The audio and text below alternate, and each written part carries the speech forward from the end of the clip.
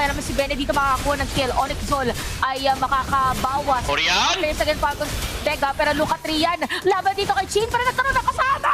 Oh my God, it's gonna be a shutdown para kay Chin. Zol, same goes with the Falcons Vega, so pinapantay nila in terms of mini wave leading, pero nga, penalty zone, plus flicker, ginamit na Attorney Ang. Habang si Violet dito ay magkakaroon ng setup play sa may bandang likod, nandun na yung Y-Walk, dadating yata mga players dito ng Onyx Zol. Kaya naman sa dinami-dami ng players, it's still gonna be Agatha na makakakuha niya at dediretsahin pa nga dito as Bene is down as well. Si Jewel habol na rin nila mamatay. It's a wipeout.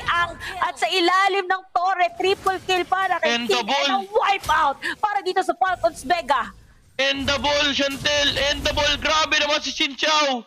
Nag-work out yung kanilang advantage doon sa bottom lane. Dahil nahirapan din yung Onyx Zone to engage in the front lines doon. Needed nilang penalty zone and now Falcons Vega, they're just gonna take this game off of that one team fight victory!